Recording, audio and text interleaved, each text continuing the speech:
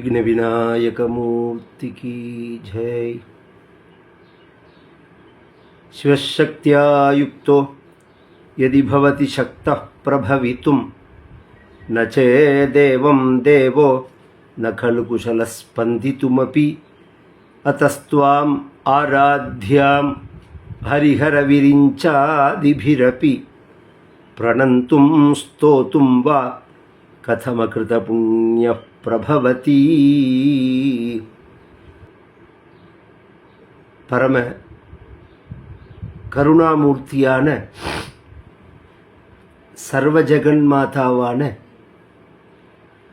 புவனேஸ்வரிய காமாட்சி, மீனாட்சி,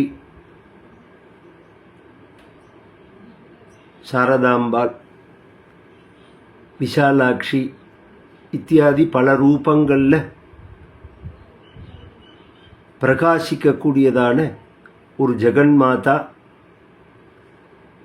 பாரத தேசத்தில் தேச வடிவில் இருக்கா. அதனால தான் ஆச்சரியமான ஒரு ஸ்லோகம் அம்பாளை பற்றி சொல்லும்போது வகந்தி சிந்தூரம் அப்படிங்கிறது. நெத்தியில் சிந்தூரத்தை இட்டுருக்காள் அப்படின்னு இருக்கு. அதுக்கு இன்னொரு இடத்துல விளக்கம் கொடுக்கறது லலாட்டே காஷ்மீரம் அப்படிங்கிறது. அந்த சிந்தூரம்னா என்ன அப்படின்னா இந்த காஷ்மீர் அப்படிங்கிற அந்த தேசம்தான். இந்த காஷ்மீருங்கிறதுக்கு காஷ்மீரி திலக்கம்னு அர்த்தம் உண்டு.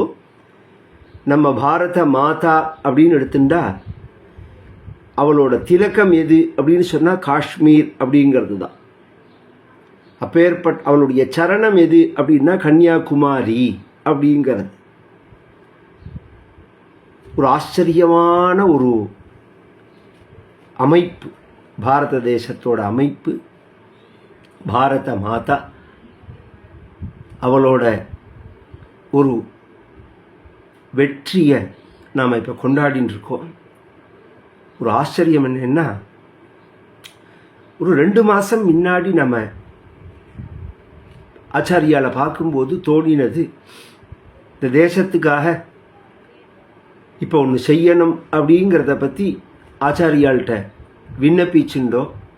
என்னன்னு கேட்டால் அம்பாஜியில் பட்டாபிஷேகம் பண்ணணும் அப்படின்னு தோன்றது அப்படின்னு.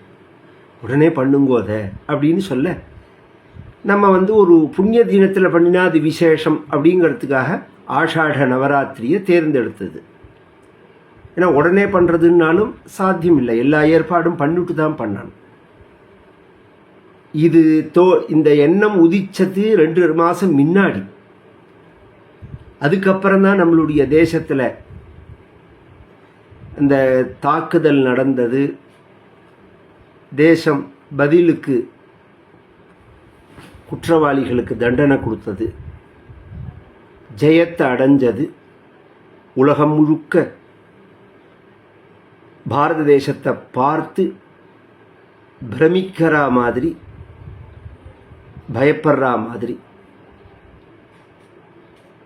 சிந்திக்கிற மாதிரி நம்மளுடைய பலம், சக்தி, மேதா விலாசம், நிதானம், கருணை, வீரம் எல்லாத்தையும் காண்பிச்சோம் ஒரே சமயத்தில். எந்த இடத்துல வீரம் இருக்கோ அந்த இடத்துல கருணை இருக்காது, எந்த இடத்துல கருணை இருக்கோ அந்த இடத்துல வீரம் இருக்காது, எந்த இடத்துல கோபம் இருக்கோ அந்த இடத்துல பொறுமை இருக்காது, எந்த இடத்துல பொறுமை இருக்கோ அந்த இடத்துல கோபம் இருக்காது, எந்த இடத்துல நிதானம் இருக்கோ அங்கே தீவிரம் இருக்காது, எங்கே தீவிரம் இருக்கோ அங்கே நிதானம் இருக்காது. இப்படி சொல்லிகிட்டே போகலாம்.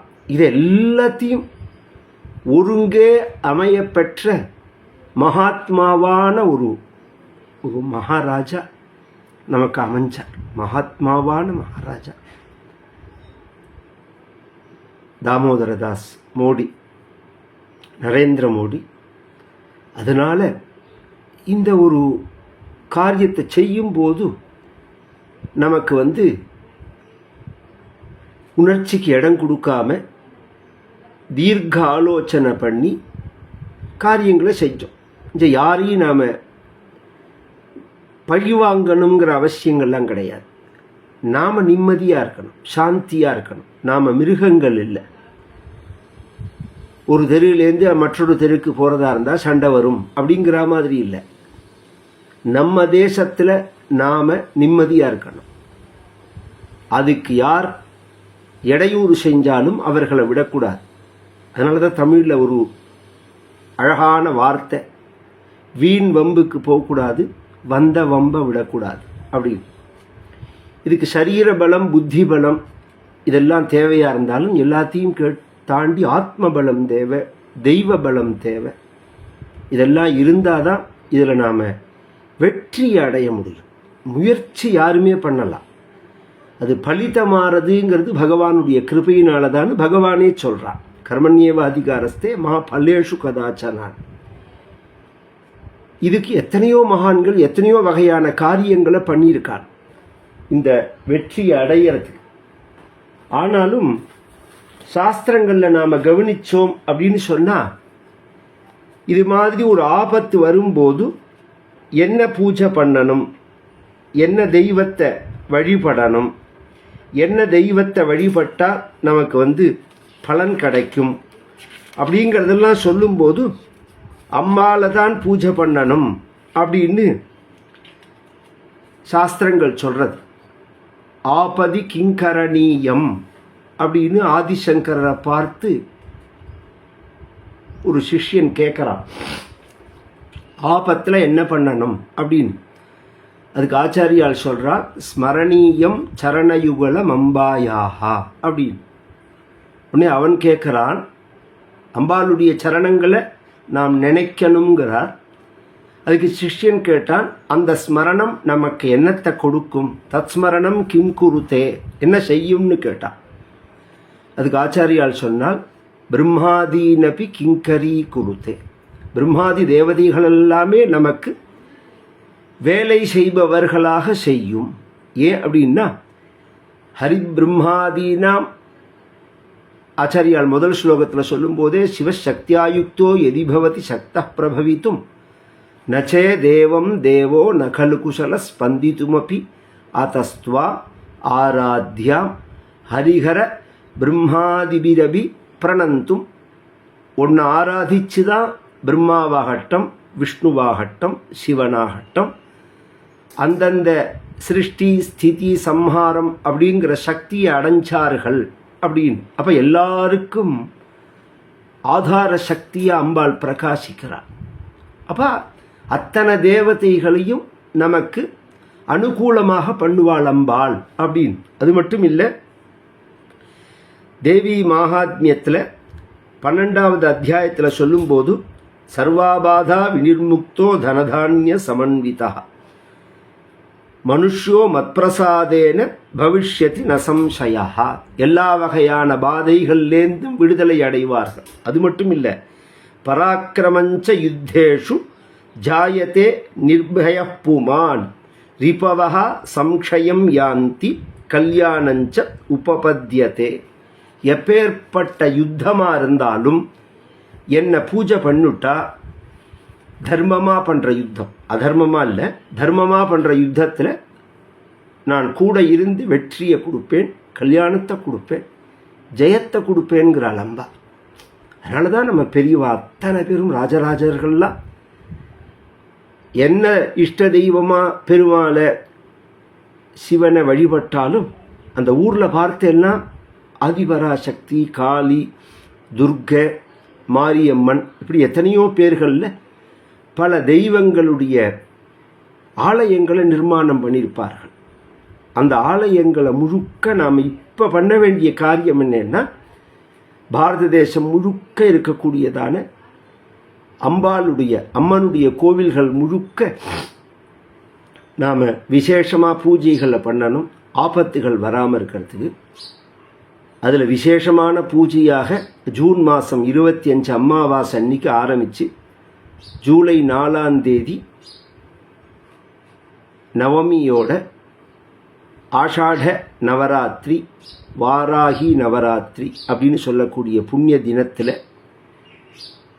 குஜராத்தில் அகமதாபாத்தில் பக்கத்தில் இருக்கக்கூடிய அம்பாஜி அப்படிங்கிற க்ஷேத்திரம் சக்தி பீட்டங்களில் ஒன்றும்.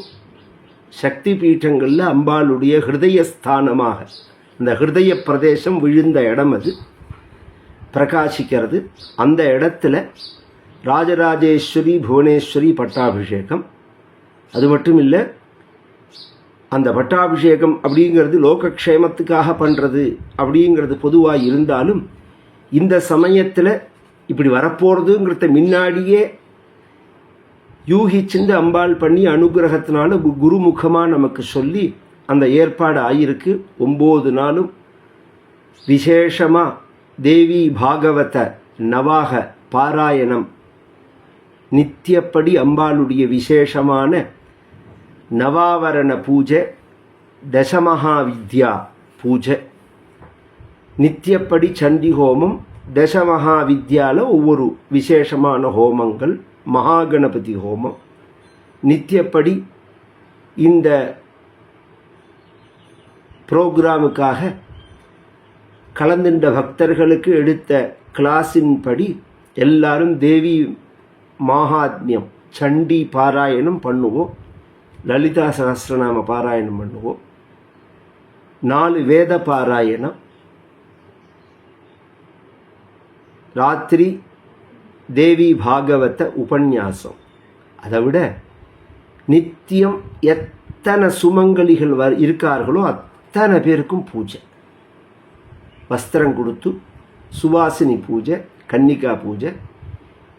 இதில் செலக்டடாக இவாளை சொல்லி முன்னாடி சொல்லி வச்சு அது மாதிரி கிடையாது. யார் சுமங்கலிகள் அங்கே வந்தாலும் அவள் ஜாதி பார்த்தோ வர்ணம் பார்த்தோ குலம் பார்த்தோ கிடையாது. அந்த பூஜை நடக்கிற இடத்துக்குள்ளே ஒரு பெண் சுமங்கலி வந்துட்டாள்னா அவள் ஐஷ்ணு பூஜை பண்ணணும் அப்படிங்கிறது சங்கல்பம். ஏன்னா அம்பாள் எந்த ரூபத்தில் வருவாள்னு நமக்கு தெரியாது. அப்போ எத்தனை கணக்கில் பண்ண போகிறோங்கிறது நமக்கு தெரியாது. அம்பாள் என்னைக்கு அதை ஏற்றுக்கிறாள் அப்படிங்கிறதும் தெரியாது. எல்லாமே அம்பாளுக்கு தான். சுவாசினி நமஹா, சுவாசினி அர்ச்சன பிரீதாயி நமஹா அப்படின்னு ஆஸ்திக மகாஜனங்கள்லாம் எல்லாருமே இதில் பூர்ணமாக பங்கு கொள்ளணும். ஏன் அப்படின்னு சொன்னால், இது சாமான்யமாக சாதாரணமாக எல்லாரும் பண்ணுற மாதிரி நாங்களும் இதை பண்ணுறோம் அதை பண்ணுறோம் அப்படிங்கிற மாதிரி உள்ள நோக்கத்தில் பண்ணப்படுறதில்லை. சங்கல்பமே தேச க்ஷேமத்தை உத்தேசித்து தான். இது மாதிரி கவுஹாத்தியில் போய் பண்ணிட்டு வந்தோம், அசாமினுடைய எல்லையில், அந்த கிழக்கு பகுதியில். இப்போ இந்த பகுதியில் பண்ணுறோம். காஷ்மீரில் பண்ணினோம் 17வது வருஷம் ராம பட்டாபிஷேகம். இது மாதிரி கொஞ்சம் சங்கல்பங்கள்லாம் இருக்குது. தேசத்தினுடைய அஷ்ட திக்கிலையும் பண்ணி, முக்கியமான க்ஷேத்திரங்கள் எல்லாமும் பண்ணி, இந்த பாரத தேசமானது பழையபடி ஒரு மகோன்னதமான ஒரு நிலையை அடையணும். அதுக்கு முயற்சி பண்ணுறவாளுக்கெல்லாம் நாம் உறுதுணையாக இருந்து, பிராமணனுக்கு என்ன கடமை அப்படின்னா, இது மாதிரி பூஜைகளை பண்ணி தேசக்ஷேமத்தை பிரார்த்திப்பது தான் கடமை.